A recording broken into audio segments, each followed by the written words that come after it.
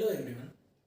आज हम लोग बात करने वाले हैं सेकेंड यूनिट जो एसिड बेस वाली हम पढ़ रहे हैं 10th क्लास की, उसका लास्ट टॉपिक जो है साल्ट्स के बारे में बात करना है बेटा। हमें किसके बारे में बात करना है? साल्ट्स के बारे में बात करना है। हमारा टॉपिक क्या होगा? साल्ट है। हमारा टॉपिक का नाम क्या है? साल्ट। अब साल्ट हमने पढ़ा अभी तक कि जब भी एसिड और बेस एक साथ रिएक्ट करते हैं बेटा, एसिड प्लस बेस जब रिएक्ट करते हैं, एसिड में जब बेस डालते हैं तब क्या होता है? एक रिएक्शन होती है जिसको न्यूट्रलाइजेशन रिएक्शन बोला था, जिसके अंदर क्या होता है? तो सॉल्ट बनता है, दूसरा क्या बनता है? वाटर बनता है। सॉल्ट प्लस वाटर इसमें जनरेट होता है। तो यही जो सॉल्ट है इसी के बारे में हमें पढ़ना है। सबसे इजी चीज़ जो हमारे माइंड में आती है सॉल्ट के बारे में कि सॉल्ट होता क्या है, तो हमारे माइंड में सबसे पहली चीज़ आती है नमक। नमक एक साल्ट है। साल्ट क्या है? नमक। NaCl जिसको बोलते हैं, सोडियम क्लोराइड। नाम क्या है? सोडियम क्लोराइड है। ये नाम और फॉर्मूले तुम लोग 9th क्लास में पढ़ चुके हो। तो NaCl सोडियम क्लोराइड है। इसको टेबल साल्ट भी बोला जाता है। क्या बोला जाता है? Table salt. क्योंकि हमारे घर में हाउस होल्ड में इसको टेबल पर रख के खाना खाते हैं ना, डाइनिंग टेबल पर रखा जाता है, इसलिए इसको क्या बोलते हैं? टेबल साल्ट भी बोलते हैं बेटा। मिलता कैसे है? समुद्र का पानी होता है, खारा होता है, यानी उसमें क्या होते हैं? लवण होते हैं। लवण हिंदी में साल्ट्स को ही बोलते हैं, साल्ट होते हैं उसके अंदर। समुद्र के पानी को क्या करते हैं? बहुत सारी जगह पे जब हाई टाइड आता है तो उस पानी को इकट्ठा कर लिया जाता है, ठीक है। उस पानी को इकट्ठा करके उसको धूप में इवोपरेशन के लिए छोड़ दिया जाता है। जब पानी इवोपरेट हो जाता है सूरज की गर्मी से, तो उसके बाद उसके पीछे साल्ट बनता है। साल्ट को फिर प्योरीफाई करके हमारे लिए टेबल साल्ट यानी NaCl बना लिया जाता है बेटा। ये तो था NaCl। NaCl का यूज क्या? सबसे बड़ा यूज तो यही है बेटा कि ये हाउस होल्ड में यूज करते हैं, सब्जी में डालते हैं, हर एक चीज में नमक का यूज करते हैं ये हम लोग। उसके बाद ये जो NaCl होता है ना, ये रॉ मटेरियल की तरह काम करता है। ये क्या है कि NaCl क्या है? कि रॉ मटेरियल। रॉ मटेरियल का मतलब क्या होता है बेटा? कच्चा माल है। किस चीज के लिए? ये एक रॉ मटेरियल है। बहुत सारे और साल्ट्स जो बनते हैं उनके लिए, जैसे सोडियम हाइड्रोक्साइड के लिए है, ठीक है, बेकिंग सोडा बनाने में काम आता है, वॉशिंग सोडा बनाने में काम आता है, ब्लीचिंग पाउडर बनाने में काम आता है, और मैनी मोर बहुत सारे और भी साल्ट्स होते हैं जिनको ये बनाने में काम आता है। तो अब इसके बाद जो हम सबसे पहला साल्ट पढ़ने वाले हैं बेटा वो है सोडियम हाइड्रोक्साइड। क्या है? Sodium hydroxide. सोडियम हाइड्रोक्साइड है बेटा। सोडियम हाइड्रोक्साइड का मतलब क्या है? इसका फॉर्मूला क्या होता है? ये तो नाम, इसका फॉर्मूला क्या है? NaOH। सोडियम हाइड्रोक्साइड का फॉर्मूला ये होता है भाई, NaOH होता है, ठीक है ना। जब इस NaCl साल्ट का एक्वस सॉल्यूशन लिया जाता है, क्या लिया जाता है? Aqueous solution of NaCl salt, यानी NaCl को पानी में डिजोल्व कर दो तो उसका एक्वस सॉल्यूशन हो गया। तो मैं इसको NaCl एक्वस लिख रहा हूँ बेटा। एक्वस सॉल्यूशन जब लिया जाता है NaCl का और उसके अंदर से इलेक्ट्रिसिटी को पास कर देते हैं, क्या कर देते हैं? इलेक्ट्रिसिटी यानी बिजली को पास करते हैं उसके अंदर से, उसके अंदर करंट डाला जाता है, इलेक्ट्रिसिटी डाली जाती है। इलेक्ट्रिसिटी जब उसके अंदर पास होती है तो क्या बनता है? NaOH हमें मिलता है बेटा। क्या मिलता है? NaOH मिलता है, ठीक है। और इस प्रोसेस को क्या बोला जाता है बेटा? क्लोर अल्काली प्रोसेस। क्या बोला जाता है? क्लोर अल्काली प्रोसेस बोला जाता है। क्लोर अल्काली प्रोसेस। इसको क्लोर अल्काली क्यों बोला? क्योंकि एक बात ध्यान रखना बेटा, इसमें कैथोड जो होता है किसी भी इलेक्ट्रोलाइट में, जो इसमें जो इलेक्ट्रोलाइट यूज करेंगे, क्योंकि इलेक्ट्रोलाइसिस कर रहे हैं, इसका मतलब क्या है? एक बीकर है, उसके अंदर NaCl, उसके अंदर पानी लिया, उसके अंदर NaCl डाल दिया, Na+Cl- में टूट गया, पानी H+OH- में टूट गया, ठीक है। उसके अंदर एक एनोड डाल देंगे, एक कैथोड डाल देंगे, दोनों को क्या कर देंगे? एक बैटरी से कनेक्ट कर देंगे, ठीक है ना। एक पॉजिटिव पार्ट होगा, एक नेगेटिव पार्ट होगा। ये एनोड हुआ, ये कैथोड हुआ, ठीक है। तो कैथोड के ऊपर क्या जाएगा? हमेशा क्लोरीन गैस निकलेगी। क्लोरीन गैस हमेशा कैथोड पे लिबरेट होती है। क्लोर का मतलब तो इस क्लोरीन गैस के लिए होता है बेटा, ठीक है ना।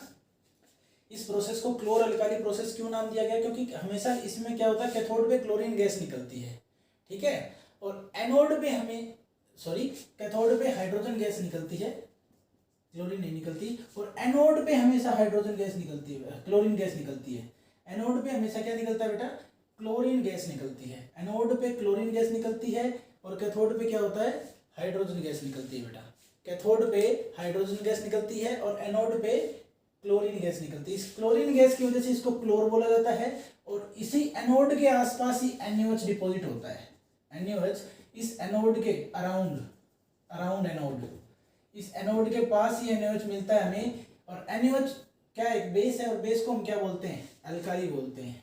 अल्काली किस लिए बोलते हैं, क्योंकि NaOH क्या एक बेस है, NaOH क्या एक बेस है बेटा, एक बेसिक सॉल्यूशन है, इसीलिए इसको क्लोर अल्काली प्रोसेस बोला जाता है। क्या बोला जाता है बेटा, क्लोर अल्काली प्रोसेस बोला जाता है। कैथोड पे हमेशा हाइड्रोजन मिलेगी, एनोड पे हमेशा क्लोरीन मिलेगी इस प्रोसेस में, और एनोड के आसपास ही हमें कहीं NaOH मिल जाएगा, और इसीलिए इस प्रोसेस को क्या बोला जाता है बेटा, क्लोर अल्काली प्रोसेस। एग्जाम में बहुत बार पूछी जाती है, सिंपल सी बात है बेटा, एग्जाम में पूछी जाती है। अब रिएक्शन क्या होती है, इसकी रिएक्शन की बात करते हैं तो NaCl है, NaCl एक्वस, ठीक है ना, NaCl एक्वस है। इसका मतलब क्या हुआ कि पानी तो होगा ही होगा, इसका मतलब इसके अंदर H2O भी है, ठीक है ना। NaCl H2O दोनों को मिक्स कर दो, मिलेगा क्या हमें, NaOH plus Cl2 plus H2, ये तीन चीजें मिलती हैं बेटा। इस क्लोर अल्काली प्रोसेस की अगर केमिकल रिएक्शन लिखने जाए ना तो ये होता है बेटा, NaCl H2O के साथ मिलकर क्या देता है, NaOH Cl2 और H2। अब इसको बैलेंस कर देते हैं, बैलेंस करने के लिए इधर 2 लगा दूंगा, इधर 2 लगा दूंगा, 2 4, तो इधर 2 हो गया, नहीं इधर नहीं लगाना, इधर ही लगा देते हैं बस, इधर 2 हो गया, बैलेंस हो गई, ठीक है भाई। 2 oxygen 2 oxygen 2 sodium 2 sodium 2 hydrogen 4 hydrogen, 2 तो यहाँ हो गए, 2 यहाँ हो गए, 4 4 इधर है, ठीक है, 2 क्लोरीन है इधर, 2 क्लोरीन इधर, ठीक है भाई। अब बैलेंस हो गई ये रिएक्शन। तो ये तो थी बेटा क्लोर अल्काली प्रोसेस, जिससे हम क्या बना रहे थे, NaOH बना रहे थे। NaOH के यूज क्या क्या है, बहुत ही अच्छा लेबोरेटरी रिएजेंट है बेटा, लेबोरेटरी रिएजेंट है। एसिड बेस टाइट्रेशन में यूज किया जाता है, एसिड बेस टाइट्रेशन में यूज करते हैं, ठीक है ना, एसिड बेस टाइट्रेशन में इसको बेटा यूज किया जाता है। जो नेक्स्ट साल्ट है बेटा वो है हमारा ब्लीचिंग पाउडर, उसका नाम क्या है, ब्लीचिंग पाउडर, ब्लीचिंग पाउडर। नाम से ही पता चलता है कि ये ब्लीचिंग इंडस्ट्री में काम आता है। तो यूज का तो बहुत ही सिंपल सी बात है, ब्लीचिंग पाउडर, इसका फॉर्मूला क्या होता है बेटा, CaOCl2। इसका एक और नाम होता है जिसको हम बोलते हैं कैल्शियम ऑक्सीक्लोराइड, ठीक है, कैल्शियम ऑक्सीक्लोराइड भी बोला जाता है बेटा इसको, कैल्शियम ऑक्सीक्लोराइड भी बोला जाता है इसको। अब इसको बनाते कैसे हैं, इसको बनाते कैसे हैं, अभी थोड़ी देर पहले हमने जो रिएक्शन की थी ना उसमें हमें पता चला कि हमारे पास क्या है, एनोड पे क्या मिल रही है, हमें क्लोरीन मिल रही है। तो उसी क्लोरीन गैस को हम किसमें, ड्राई स्लैक लाइम में से पास करवा देते हैं। क्लोरीन गैस को dry slack lime, dry slack lime क्या होता है, कैल्शियम हाइड्रोक्साइड, कैसा है, ड्राई, इसको स्लैक लाइम बोलते हैं बेटा, ठीक है। स्लैक लाइम हमें कैसा चाहिए, ड्राई चाहिए। इसमें से जो क्लोरीन गैस पहली प्रोसेस में, क्लोर अल्काली प्रोसेस में जो क्लोरीन गैस मिली थी वही क्लोरीन गैस इसके अंदर पास करवानी है बेटा। हमारे पास क्या आ जाएगा, कैल्शियम ऑक्सीक्लोराइड आ जाएगा बेटा, क्या आ जाएगा, कैल्शियम ऑक्सीक्लोराइड, और लास्ट में हमारे पास और क्या बच जाएगा, वाटर मॉलिक्यूल बच जाएगा बेटा। ये होता है ब्लीचिंग पाउडर। ये क्या होता है बेटा, ब्लीचिंग पाउडर होता है। अब यूज क्या क्या होते हैं इसके, ब्लीचिंग पाउडर के यूजेस क्या क्या हैं, यूज की बात करते हैं बेटा कि इसको किस किस चीज में यूज किया जाता है ब्लीचिंग पाउडर को। सिंपल सी बात है, ब्लीचिंग में यूज करते ही हैं, टेक्सटाइल इंडस्ट्री में यूज करते हैं, वुड पल्प को ब्लीच किया जाता है, वुड पल्प ब्लीचिंग, ठीक है, वुड पल्प को ब्लीच करना है तो इसको यूज किया जाता है ब्लीचिंग पाउडर को। टेक्सटाइल इंडस्ट्री में यूज किया जाता है for bleaching of cotton and linen, ठीक है, कॉटन और लिनन में टेक्सटाइल इंडस्ट्री में, इन टेक्सटाइल इंडस्ट्री, ठीक है, टेक्सटाइल इंडस्ट्री में कॉटन और लिनन जो धागे होते हैं कॉटन के उनको ब्लीच करने के लिए भी इसका यूज किया जाता है बेटा फैक्ट्री में, ठीक है ना। पेपर फैक्ट्री जो होती है उनमें वुड पल्प ब्लीचिंग कहाँ होती है, पेपर फैक्ट्रीज में, कहाँ होती है, जहाँ पेपर कागज बनाने की फैक्ट्री लगी होती है ना उनमें यूज किया जाता है बेटा इसको। पेपर फैक्ट्री में वुड पल्प की ब्लीचिंग के लिए यूज किया जाता है किसको, कैल्शियम ऑक्सीक्लोराइड या फिर ब्लीचिंग पाउडर को बेटा, ठीक है, सिंपल सी बात है। ऑक्सीडाइजिंग एजेंट के रूप में भी यूज किया जाता है बहुत सारी केमिकल इंडस्ट्री में, एज एन ऑक्सीडाइजिंग एजेंट, ठीक है, ठीक है, इन chemical industry in chemical industry. ठीक है बेटा। और भी एक यूज हो सकता है, अभी तो ऑक्सीडाइजिंग एजेंट के रूप में यूज करते हैं। ऑक्सीडाइज करना मतलब खुद रिड्यूस होकर दूसरे को ऑक्सीडाइज करवा दे, सिंपल सी बात है। और ड्रिंकिंग वाटर को जर्म्स फ्री बनाने के लिए एज एन डिसइंफेक्टेंट भी यूज किया जाता है। Disinfectant, as an disinfectant in drinking water, यानी पीने के पानी को जर्म फ्री करने के लिए, उसमें से जर्म्स को खत्म करने के लिए, कीटाणुओं को खत्म करने के लिए एज ए डिसइंफेक्टेंट यानी इन्फेक्शियस पार्टिकल्स को खत्म करने के लिए इसको यूज किया जाता है बेटा, ब्लीचिंग पाउडर को बेटा। ठीक है, इतना हो गया होगा। अब नेक्स्ट पे चलते हैं बेटा। नेक्स्ट हमारा क्या है, ये तो ब्लीचिंग पाउडर था।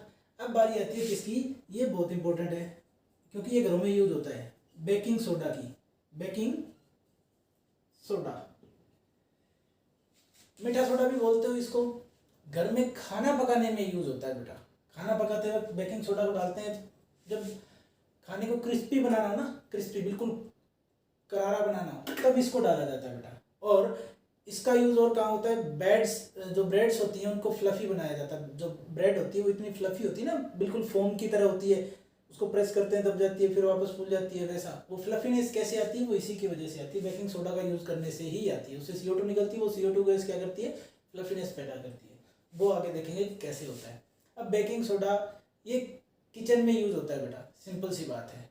और जो केमिकल नेम है कंपाउंड का वो क्या है, सोडियम हाइड्रोजन कार्बोनेट। इसका फॉर्मूला क्या होता है, NaHCO3, NaHCO3। और इसका केमिकल नेम क्या होता है, sodium hydrogen carbonate, sodium hydrogen carbonate NaHCO3। NaHCO3 इसका फॉर्मूला होता है, केमिकल फॉर्मूला बेकिंग सोडा का। और सोडियम हाइड्रोजन कार्बोनेट बेटा इसका नाम होता है, केमिकल नेम होता है। इसको प्रोड्यूस कैसे करते हैं, हम क्या करते हैं, सोडियम क्लोराइड लिया था रॉ मटेरियल के रूप में, यानी हमें लगभग चीज़ों में NaCl यूज करना ही होता है या उसकी रिएक्शन को यूज करना होता है। तो NaCl हमने लिया, उसमें पानी मिलाया, है ना, यानी उसको डिजोल्व कर दिया पानी में, उसमें CO2 गैस डाल दी, ठीक है, कार्बन डाइऑक्साइड गैस डाल दी, और साथ में क्या डाल दिया, उसके अंदर अमोनिया डाल दिया बेटा। साथ में क्या डाल दिया, अमोनिया भी गैस होती है, अमोनिया गैस डाल दी। ठीक है, इससे क्या मिलेगा हमें, अमोनियम क्लोराइड मिलेगा। ये भी एक साल्ट होता है, ammonium chloride NH4Cl, ammonium chloride मिलेगा। और साथ में NaHCO3 यानी हमारा बेकिंग सोडा या सोडियम हाइड्रोजन कार्बोनेट मिलेगा बेटा। ठीक है, अमोनियम क्लोराइड से हमें मतलब नहीं है, हमें मतलब है सिर्फ NaHCO3 से बेटा।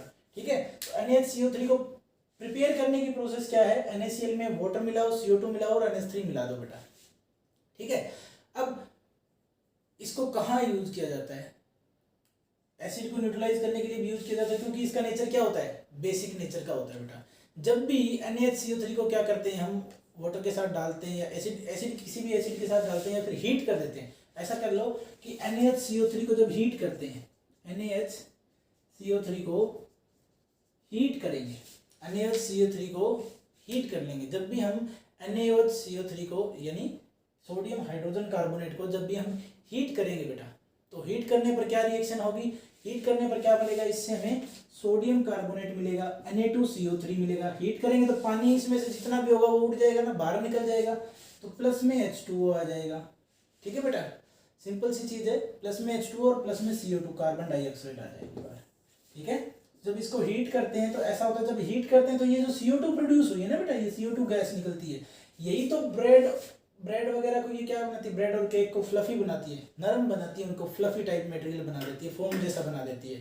ठीक है, अब इसके यूज क्या है बेटा, सिंपल सी बात है, बेकिंग पाउडर बनाने में यूज होता है, इसका सबसे बड़ा यूज होता है बेकिंग पाउडर में ही। ठीक है ना, बेकिंग पाउडर मिक्सचर होता है किसका, एक तो बेकिंग सोडा का और दूसरा कोई भी एडिबल एसिड। क्या होता है यूज, इसका यूजेस की बात करते हैं बेटा, uses in making baking powder, in making baking powder. अभी तो बेकिंग सोडा की बात की थी, बेकिंग पाउडर बनाते हैं। बेकिंग पाउडर कैसे बनता है, NaHCO3 प्लस में टार्टरिक एसिड, टार्टरिक एसिड, ये एक एडिबल एसिड होता है। एडिबल का मतलब क्या होता है बेटा, कि जिसको हम खा सकते हैं, ये ऐसा एसिड है जिसको हम खा सकते हैं, टार्टरिक एसिड एडिबल एसिड होता है बेटा। ठीक है, और उससे क्या बनता है, बेकिंग पाउडर बनता है। और बेकिंग पाउडर को जब हीट कर देते हैं ना, तब क्या मिलता है हमें, CO2 मिलती है। जो कार्बन डाइऑक्साइड जो प्रोड्यूस होती है वो क्या करती है, वो ब्रेड और केक को क्या बनाती है, फ्लफी बनाती है बेटा, ठीक है। और दूसरा क्या है, सोडियम हाइड्रोजन कार्बोनेट, ये किस चीज़ का इंग्रेडिएंट है, ये एंटासिड का है। यानी कि एंटासिड में सोडियम हाइड्रोजन कार्बोनेट को डाला जाता है। क्यों, क्योंकि इसका नेचर क्या होता है बेटा, बेसिक नेचर का होता है। एक और यूज क्या होता है, ये सोडा एसिड फायर एक्सटिंग्विशर में यूज होता है बेटा। किसमें, used in soda acid fire extinguisher. यानी आग बुझाने के लिए जो normal soda acid fire extinguisher आता है, उसमें भी इसका यूज किया जाता है बेटा, ठीक है। अब इसको नोट डाउन कर लो आप लोग। अब बात करते हैं बेटा नेक्स्ट साल्ट की। और नेक्स्ट साल्ट हमारे पास क्या है बेटा, वॉशिंग सोडा। क्या है, वॉशिंग सोडा, ठीक है। वॉशिंग सोडा नाम से ही पता चल रहा है कि कपड़े वगैरह धोने में जो सोडा यूज होता है उसको हम वॉशिंग सोडा बोलते हैं, ठीक है ना। क्लीनिंग इंडस्ट्री में काम आता है। ये भी एक केमिकल सब्सटेंस है जो बहुत यूज होता है, साल्ट है एक टाइप का, ठीक है। अब वॉशिंग सोडा का फॉर्मूला क्या होता है, ठीक है, ये सोडियम क्लोराइड से ऑब्टेन होता है, ठीक है। सोडियम क्लोराइड से मिलता है हमें वॉशिंग सोडा। होता है क्या है, Na2CO3.10H2O। इसका मतलब क्या हुआ, सोडियम कार्बोनेट डेकाहाइड्रेट। 10 है इसका मतलब डेका, और इतने 10 वाटर मॉलिक्यूल, इसका मतलब डेकाहाइड्रेट बोल।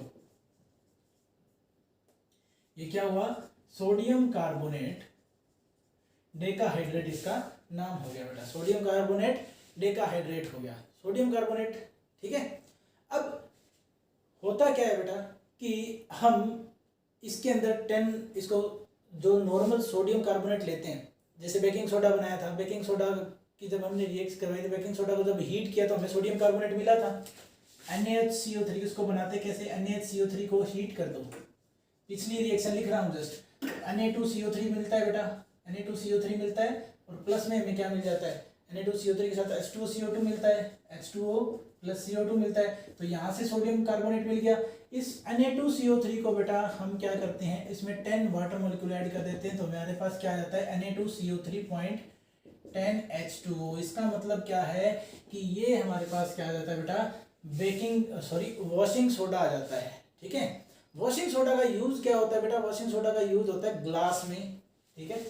यूजेस क्या क्या है इसके, क्योंकि इनके यूजेस पूछे जाते हैं, 2 नंबर में क्वेश्चन आ जाता है कि वॉशिंग सोडा, बेकिंग सोडा, या हमारे पास ब्लीचिंग पाउडर है, ये क्या है, इनके यूज क्या है, सोडियम हाइड्रोक्साइड है, इनके यूज क्या है। तो यूजेस भी पढ़ने जरूरी है बेटा। इसका यूज किस में यूज होता है, इन ग्लास, सोप, डिटर्जेंट।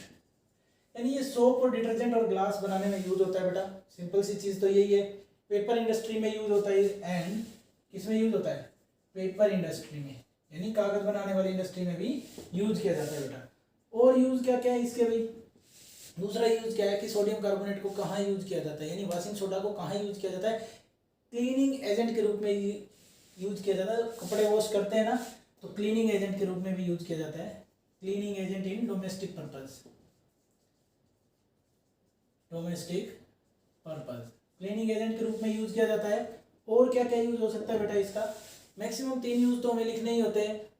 और यूज क्या होता है, इसको यूज करते हैं हम परमानेंट हार्डनेस ऑफ वाटर को रिमूव करने के लिए, यूज्ड इन रिमूवल ऑफ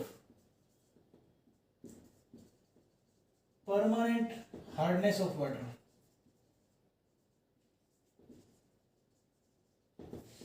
जो पानी हम पीते हैं ना बेटा, वो हार्ड नहीं होता, वो सॉफ्ट होता है, वो ड्रिंकेबल पानी होता है। अब तुमने देखा होगा गांव में क्या होता है कि ट्यूबवेल के पानी में से या हैंडपंप के पानी से जब कपड़े धोते हैं तो साबुन से झाग नहीं निकलते, साबुन फट जाता है। होता क्या है कि वो पानी क्या होता है, हार्ड होता है। हार्ड होने की वजह से क्या होता है, वो झाग नहीं देता, फोम नहीं बनाता है ना। सोप या डिटर्जेंट फोम प्रोड्यूस नहीं करता है, और क्लीनिशिंग एक्शन जो होता है सोप का, वो कंप्लीट नहीं होता, यानी अच्छे से कपड़े धुल नहीं पाते हैं।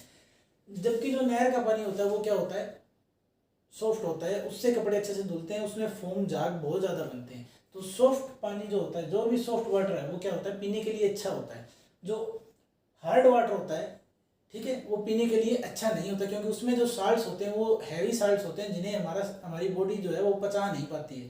ठीक है ना, वो ऑब्जॉर्ब तो कर लेगी लेकिन पचा नहीं पाएगी, वो क्या करेंगे, अलग अलग डिजीज को कॉज करेंगे हमारी बॉडी में। तो उस परमानेंट हार्डनेस को रिमूव करने के लिए किसका यूज किया जाता है बेटा, सोडियम कार्बोनेट का यूज किया जाता है, या फिर हम कह सकते हैं कि वॉशिंग सोडा का यूज किया जाता है।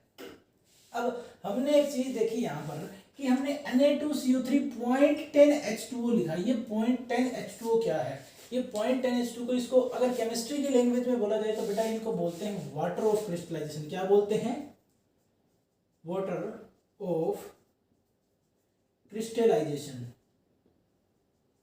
ठीक है बेटा, वाटर ऑफ क्रिस्टलाइजेशन। एक्चुअली में ये वाटर ऑफ क्रिस्टलाइजेशन होता क्या है, एक्चुअली में ये टोटल नंबर है वाटर मॉलिक्यूल का, कि कितने वाटर मॉलिक्यूल किसी एक फॉर्मूला यूनिट ऑफ सब्सटेंस में जुड़े हुए हैं। ध्यान से सुन लो, दोबारा फिर से रिपीट कर रहा हूं कि कितने वाटर मॉलिक्यूल किसी एक formula unit of a substance में जुड़े हुए हैं, तो उन्हीं को क्या बोला जाता है, वाटर ऑफ क्रिस्टलाइजेशन बोला जाता है। इसका मतलब क्या हुआ, इस Na2CO3 0.10H2 का मतलब क्या हुआ कि एक Na2CO3 में 10 वाटर मॉलिक्यूल जुड़े हुए हैं बेटा, यानी इसके अंदर टोटल 10 वाटर मॉलिक्यूल हैं एक यूनिट में। अगर यहाँ 2 Na2CO3 होता तो 20 वाटर मॉलिक्यूल हो जाते बेटा, यानी एक से एक में कितने होंगे, 10 होंगे। ऐसे ही कॉपर सल्फेट जो होता है CuSO4 0.5H2 होता है बेटा, ये क्या होता है, पेंटाहाइड्रेट होता है। क्या होता है, पेंटाहाइड्रेट होता है, यानी उसके अंदर कितने वाटर मॉलिक्यूल हैं, 5 वाटर मॉलिक्यूल। इसका मतलब उसके अंदर वाटर ऑफ क्रिस्टलाइजेशन कितना है, 5 है। सिंपल सी बात है, 5 H2O मॉलिक्यूल इसके अंदर CuSO4 के अंदर यानी कॉपर सल्फेट के अंदर होते हैं। कैसे देख सकते, इसको कैसे सोच सकते हैं, देखो जैसे ही तुम कॉपर सल्फेट को हीट करोगे ना, CuSO4 0.5H2 को जैसे ही हीट किया जाता है, हीटिंग दो, तो वो CuSO4 में बदल जाएगा, यानी कॉपर सल्फेट के साथ कोई भी वाटर ऑफ क्रिस्टलाइजेशन नहीं बचेगा। तो CuSO4 0.5H2 तो होता है ब्लू कलर का, जिसमें 5 वाटर मॉलिक्यूल होते हैं ना कॉपर सल्फेट में, वो तो होता है ब्लू कलर का। हीट करने के बाद ये होता है व्हाइट कलर का। इसका मतलब उसमें से पानी निकल गया, इसका मतलब क्या था, कलर चेंज। और दोबारा इसमें पानी डाल दो तो ये फिर से ब्लू कलर का हो जाएगा। इसका मतलब क्या है, ये प्योरली क्या है, नंबर है कि कितने वाटर मॉलिक्यूल इसके साथ जुड़े हुए हैं बेटा।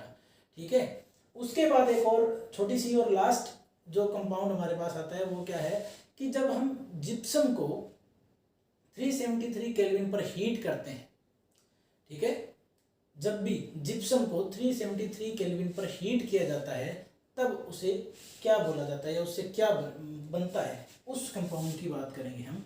उसको हम क्या बोलते हैं, प्लास्टर ऑफ पेरिस, जिसको तुम पीओपी बोलते हो। घर में पीओपी करवाई होगी तो वही पीओपी होती है बेटा, पीओपी, प्लास्टर ऑफ पेरिस। होता क्या है कि जिप्सम लेते हैं, जिप्सम को हीट कर देते हैं, जिप्सम को 373 केल्विन पे हीट कर दो तो तुम्हें क्या मिलता है, पीओपी मिलती है, यानी प्लास्टर ऑफ पेरिस मिलता है बेटा। अब इसका फॉर्मूला क्या होता है, जिप्सम का फॉर्मूला क्या होता है, जिप्सम के लिए हमें सिंपल सी चीज है, एक छोटा सा फॉर्मूला याद रखना होता है बेटा। अभी तक तुमने कॉपर सल्फेट पढ़ा है ना, अभी यहाँ कैल्शियम सल्फेट होगा।